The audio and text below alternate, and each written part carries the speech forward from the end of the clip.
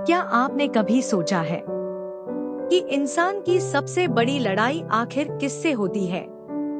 दुनिया से, लोगों से, परिस्थितियों से या अपने ही मन से?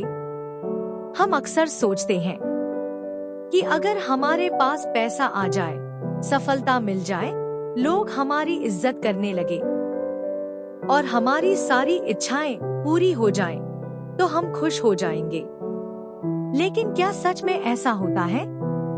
कई बार बाहर से सब कुछ ठीक दिखाई देता है, लेकिन अंदर मन अशांत रहता है। इसी बात को गुरबाणी की एक बहुत गहरी पंक्ति कुछ ही शब्दों में समझा देती है, अर्थात मन को जीत लिया तो जग को जीत लिया। लेकिन सवाल है कि आखिर मन को जीतना क्या होता है? क्या इसका मतलब यह है कि इंसान दुनिया के हर व्यक्ति को अपने अनुसार चलाने लगे? क्या मन जीतने का मतलब यह है कि हमारे जीवन में कभी दुख, गुस्सा, डर या चिंता नहीं आएगी? नहीं, मन जीतने का अर्थ है अपने मन का गुलाम बनने के बजाय अपने मन को सही दिशा देना। हमारा मन कभी हमें क्रोध की ओर ले जाता है, कभी अहंकार की ओर, कभी लालच की ओर, कभी ईर्ष्या की ओर और कभी ऐसी इच्छाओं की ओर जिन्हें पूरा करने के बाद भी मन संतुष्ट नहीं होता। इसलिए असली जीत बाहर की दुनिया पर नहीं, बल्कि अपने भीतर की दुनिया पर है। इस बात को एक सुंदर कहानी से समझिए। एक गांव में अर्जुन नाम का एक युवक रहता था। वह बहुत मेहनती था और उसका सपना था कि एक दिन वह गांव का सबसे सफल व्यक्ति बने। वह दिन रात मेहनत करता, व्यापार करता और धीरे धीरे उसने काफी धन इकट्ठा कर लिया। कुछ वर्षों बाद उसके पास बड़ा घर था, अच्छी जमीन थी और गांव में उसकी अच्छी पहचान बन गई थी। लोग उसकी सफलता की तारीफ करते थे। लेकिन अर्जुन के अंदर एक समस्या थी, वह कभी संतुष्ट नहीं रहता था। अगर किसी दूसरे के पास उससे ज्यादा पैसा होता तो उसे ईर्ष्या होने लगती। अगर कोई उससे ज्यादा सम्मान पाता तो उसे बुरा लगता। अगर कोई उसकी बात नहीं मानता तो उसे गुस्सा आ जाता। अगर व्यापार में थोड़ा नुकसान हो जाता तो वह पूरी रात सो नहीं पाता। एक दिन उसके पिता ने उससे कहा, बेटा, तूने बहुत कुछ हासिल कर लिया, लेकिन तेरे चेहरे पर शांति क्यों नहीं है? अर्जुन ने कहा, पिताजी, अभी मेरी मंजिल पूरी नहीं हुई। जब मेरे पास इससे दोगुना धन होगा, तब मैं आराम करूंगा। पिता मुस्कुराए और बोले, अगर मन शांत नहीं है तो दोगुना धन भी तुझे शांति नहीं देगा। अर्जुन ने उनकी बात को गंभीरता से नहीं लिया। समय बीतता गया और उसकी इच्छाएं बढ़ती गईं। एक दिन गांव में एक बुजुर्ग संत आए। अर्जुन उनके पास गया और बोला, बाबा जी, मुझे बताइए कि मैं दुनिया में सबसे सफल कैसे बन सकता हूँ? संत ने उससे पूछा, तू दुनिया को जीतना चाहता है? अर्जुन ने कहा, हाँ। संत ने कहा, तो पहले अपना मन जीत। अर्जुन हंस पड़ा और बोला, मन को जीतना? यह कैसे संभव है? संत ने कहा, कल सुबह मेरे साथ नदी के किनारे चलना। अगले दिन दोनों नदी के किनारे पहुँचे। संत ने अर्जुन को पानी के पास बैठाया और कहा, इस नदी में अपना चेहरा देख। अर्जुन ने पानी में देखा, लेकिन पानी की सतह लगातार हिल रही थी। उसका चेहरा साफ दिखाई नहीं दे रहा था। संत ने कहा, तेरा मन भी इसी पानी की तरह है। जब इसमें इच्छाओं, क्रोध, ईर्ष्या, डर और अहंकार की लहरें उठती रहती हैं, तब तुझे अपना वास्तविक स्वरूप दिखाई नहीं देता। अर्जुन चुप हो गया। संत ने एक पत्थर उठाकर नदी में डाल दिया। पानी में और लहरें उठ गईं। उन्होंने कहा, अब इसे शांत करने की कोशिश कर। अर्जुन पानी को हाथों से रोकने लगा, लेकिन जितना वह पानी को रोकने की कोशिश करता, उतनी ही लहरें बढ़ती जाती। संत मुस्कुराए और बोले, पानी को हाथों से पकड़कर शांत नहीं किया जा सकता, उसे कुछ समय शांत रहने देना पड़ता है। फिर संत ने कहा, मन भी ऐसा ही। हर विचार से लड़ना जरूरी नहीं, हर इच्छा को पूरा करना जरूरी नहीं, हर बात का जवाब देना जरूरी नहीं, हर अपमान का बदला लेना जरूरी नहीं। मन में विचार आएंगे, भावनाएं आएंगी, लेकिन तुझे यह तय करना है कि तू उनके पीछे जाएगा या नहीं। यह बात अर्जुन के दिल में उतर गई।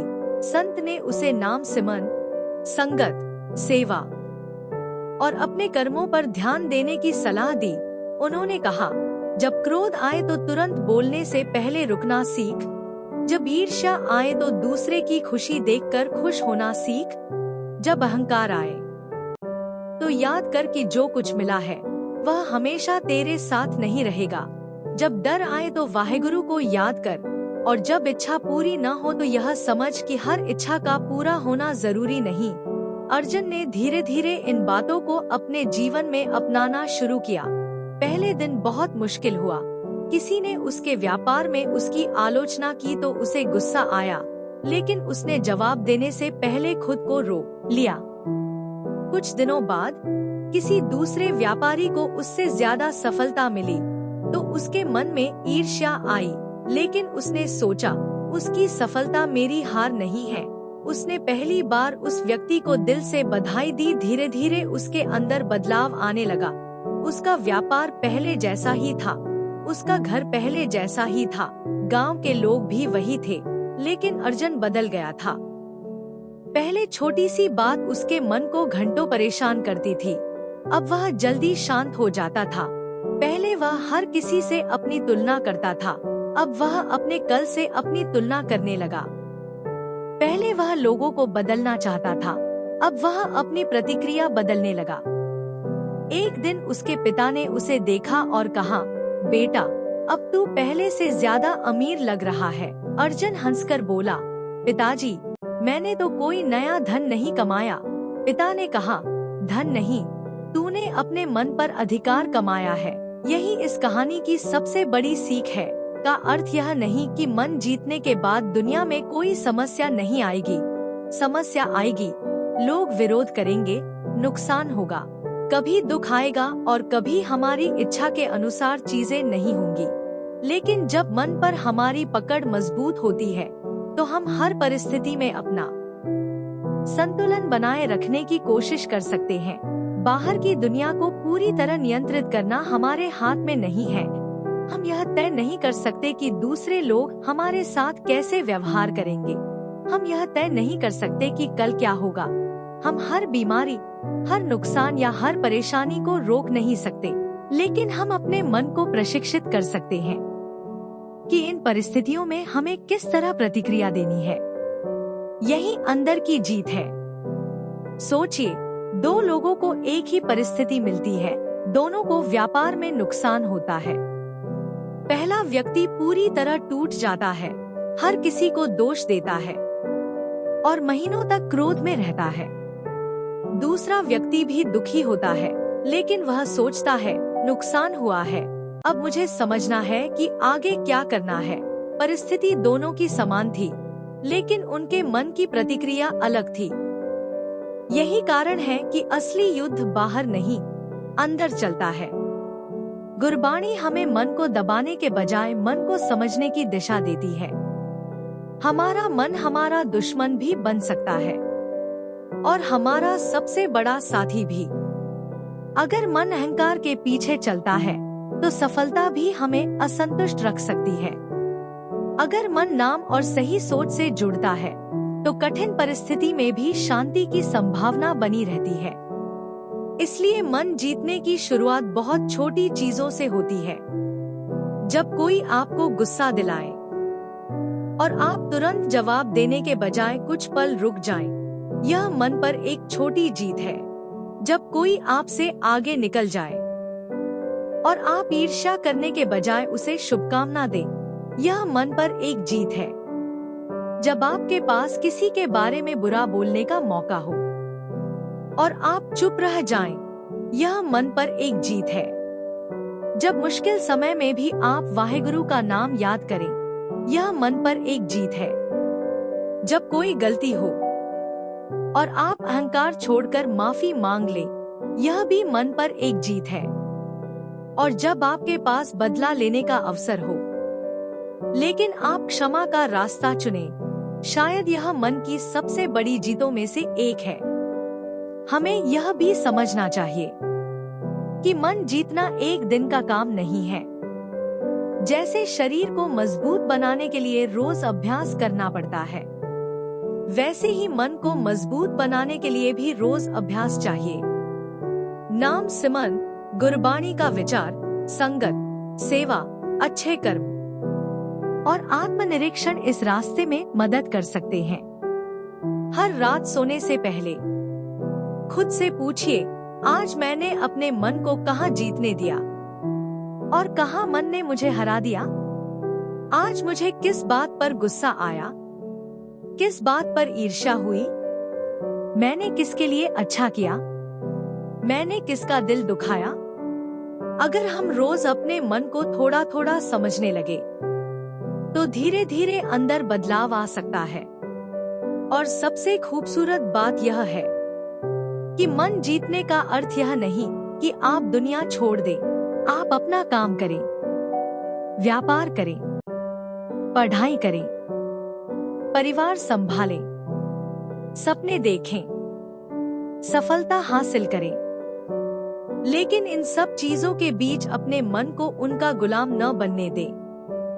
पैसा आपके पास हो, लेकिन पैसा आपके मन पर कब्जा न करे। सम्मान मिले, लेकिन अहंकार पैदा न हो। सफलता मिले, लेकिन दूसरों को छोटा न समझे। असफलता आए, लेकिन खुद को पूरी तरह खत्म न समझे। यही संतुलन मन की जीत की ओर ले जाता है। कभी कभी हम सोचते हैं कि अगर दुनिया मेरे अनुसार चलने लगे तो मैं खुश हो जाऊंगा। लेकिन सच यह है कि दुनिया कभी पूरी तरह हमारे अनुसार नहीं चलेगी। किसी दिन कोई आपकी बात नहीं मानेगा, किसी दिन कोई आपको गलत समझेगा, किसी दिन कोई आपका दिल दुखाएगा। अगर आपकी शांति दूसरों के व्यवहार पर निर्भर है तो आपकी शांति हमेशा खतरे में रहेगी। लेकिन अगर आपका मन वाहेगुरु के नाम और सही सोच से जुड़ता है तो धीरे धीरे आप यह सीख सकते हैं कि हर परिस्थिति का जवाब गुस्से से देना जरूरी नहीं। इसलिए मनी जीते जगु जीतू केवल एक पंक्ति नहीं, बल्कि जीवन जीने की एक बहुत गहरी दिशा है। यह हमें याद दिलाती है कि दुनिया को बदलने से पहले अपने मन को देखो। दूसरों की गलतियां गिनने से पहले अपनी प्रतिक्रिया देखो। हर किसी को नियंत्रित करने की कोशिश करने से पहले अपने विचारों को समझो। और जब मन बार बार अशांत हो तो बाहर जवाब खोजने से पहले अंदर वाहेगुरु का नाम खोजो। अंत में एक बार फिर उस नदी को याद कीजिए। जब पानी शांत हुआ तब अर्जुन को उसमें अपना चेहरा साफ दिखाई दिया। हमारा मन भी ऐसा ही है। जब क्रोध, लालच, ईर्ष्या, अहंकार और चिंता की लहरें थोड़ी शांत होती हैं, तब हमें अपने भीतर की सच्चाई दिखाई देने लगती है। इसलिए आज से दुनिया को जीतने की चिंता थोड़ी कम कीजिए और अपने मन को जीतने की कोशिश कीजिए। जब कोई आपको गुस्सा दिलाए, खुद को याद दिलाइए, मुझे अपना मन जीतना है। जब कोई आपसे आगे निकले, कहिए, मुझे अपनी यात्रा पर ध्यान देना है। जब कोई आपका अपमान करे, सोचिए, मेरी शांति मेरे हाथ में है। और जब जीवन कठिन हो जाए तो वाहेगुरु का नाम लेकर कहिए, मुझे परिस्थिति बदलने से पहले अपने मन को संभालने की शक्ति दे। क्योंकि जब मन शांत होता है तो छोटी सी जिंदगी भी बड़ी खूबसूरत लगने लगती है। जब मन नाम से जुड़ता है तो कठिन रास्ते पर भी उम्मीद दिखाई देती है। और जब इंसान अपने मन की गुलामी से बाहर निकलना शुरू करता है, तब उसे समझ आता है कि असली जीत दुनिया को हराने में नहीं, बल्कि अपने अंदर के क्रोध, अहंकार, लालच, ईर्ष्या और डर पर धीरे धीरे विजय पाने में है। यही है वाहेगुरु जी हमें अपने मन को समझने, उसे सही दिशा देने और हर परिस्थिति में चढ़ती कला में रहने की शक्ति दे। वाहेगुरु जी का खालसा, वाहेगुरु जी की फतेह।